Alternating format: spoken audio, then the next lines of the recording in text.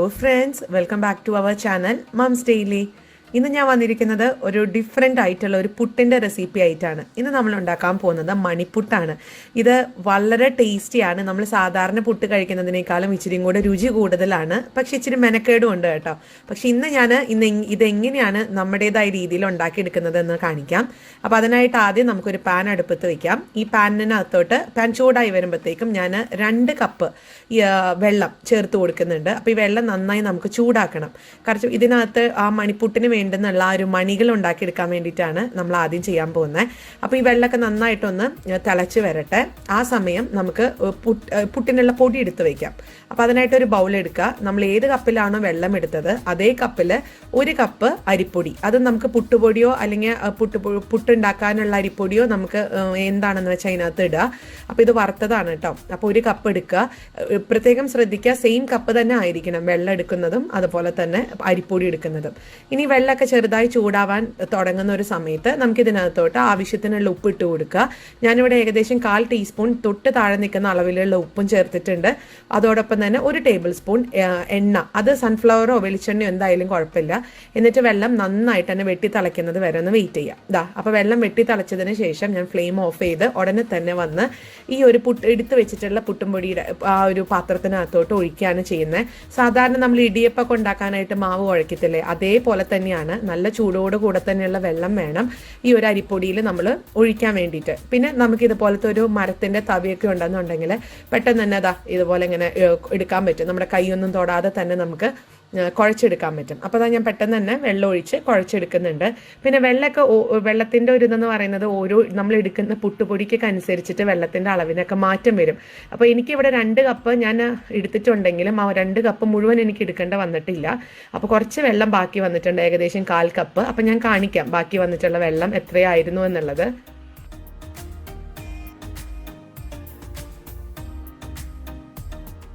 അങ്ങനെ നമുക്കൊരു 1/4 കപ്പ് വരുന്ന അളവിലുള്ള വെള്ളം ബാക്കി വന്നിട്ടുണ്ട് കേട്ടോ. അപ്പോൾ ഇത് ഉപയോഗിക്കേണ്ട കാര്യമില്ല, നമുക്ക് നല്ല കൺസിസ്റ്റൻസിയിൽ തന്നെ കിട്ടിയിട്ടുണ്ട്.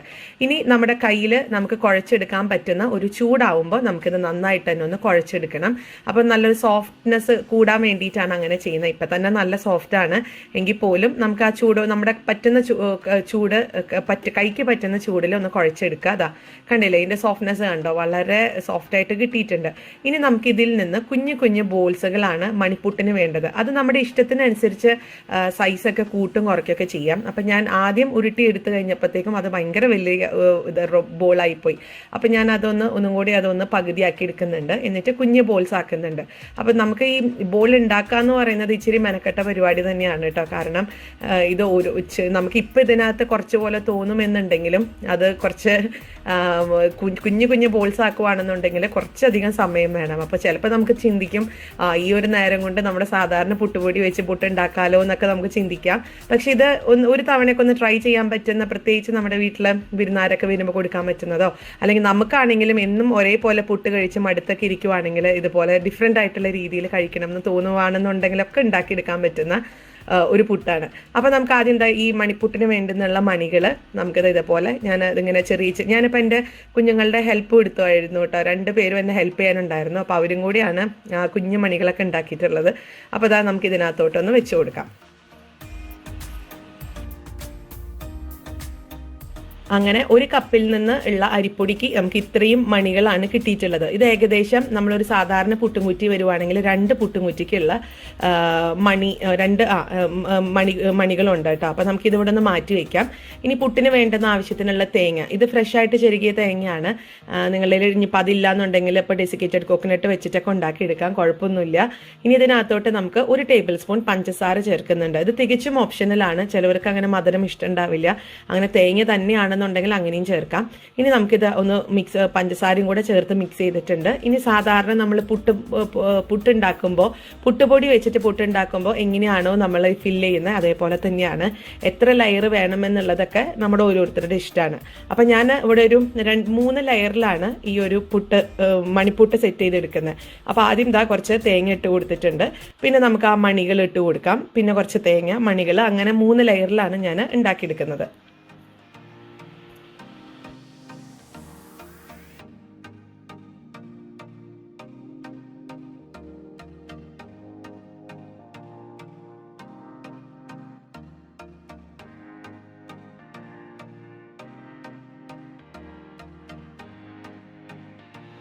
അങ്ങനെ നമ്മുടെ പുട്ടും കുറ്റിയിലൊക്കെ നന്നായി ഫില്ല് ചെയ്തിട്ടുണ്ട്. ഇനി നമുക്കിത് മൂടി വെച്ചിട്ട് പുട്ടൊന്ന് വേവിച്ചെടുക്കാം. ഇതിൻ്റെ ഒരു വേവ് എന്ന് പറയുന്നത് സാധാരണ നമ്മൾ പുട്ട് വേവിച്ചെടുക്കുന്നതിനേക്കാളും ഒരു 3-4 മിനിറ്റ് കൂടുതൽ വേണം ഇത് വേവിച്ചെടുക്കാനായിട്ട്.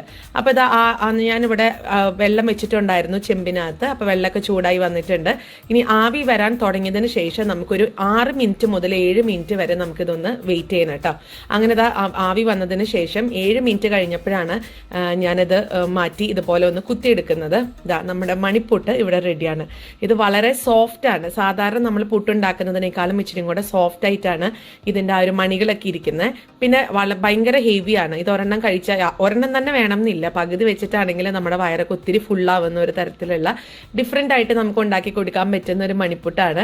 ഇനി ഇത് തന്നെ നമുക്ക് പല രീതിയിലും ഉണ്ടാക്കാം. ഇച്ചിരി കളറൊക്കെ വേണമെന്നുണ്ടെങ്കിൽ ബീട്രൂട്ടൊക്കെ ഞാൻ ബീട്രൂട്ടിൻ്റെ പുട്ടൊക്കെ മുന്നേ ചെയ്തിട്ടുണ്ട്. ബീട്രൂട്ടൊക്കെ വെച്ചിട്ട് നമുക്ക് ഉണ്ടാക്കി എടുക്കുവാണെന്നുണ്ടെങ്കിൽ, അതുപോലെ ക്യാരറ്റ് ഒക്കെ വെച്ചിട്ട് നമ്മൾ മിക്സ് ചെയ്ത് ഉണ്ടാക്കി എടുക്കുവാണെങ്കിൽ നല്ല കളർഫുൾ ആയിട്ടുള്ള മണിപ്പുട്ടൊക്കെ നമുക്ക് ഉണ്ടാക്കിയെടുക്കാൻ പറ്റും. അപ്പോൾ എല്ലാവരും തീർച്ചയായിട്ടും ട്രൈ ചെയ്ത് നോക്കുക. വളരെ ടേസ്റ്റിയാണ് ഇത്. ഇതിനൊപ്പം പഴത്തിനൊപ്പം കടലക്കറിക്കൊപ്പം നമുക്ക് ബെസ്റ്റ് കോമ്പിനേഷനാണ്. എല്ലാവരും ട്രൈ ചെയ്തിട്ട് എങ്ങനെ ഉണ്ടായിരുന്നുള്ളൊരു അഭിപ്രായം അറിയിക്കുക. അതോടൊപ്പം തന്നെ നമ്മുടെ ഈ ചാനൽ ആദ്യമായിട്ടാണ് കാണുന്നതെങ്കിൽ സബ്സ്ക്രൈബ് ചെയ്യാനും മറക്കരുത്. അപ്പോൾ അടുത്തൊരു വീഡിയോ ആയിട്ട് നമുക്ക് ഉടനെ കാണാം. അൻറ്റിൽ ദെൻ ബൈ.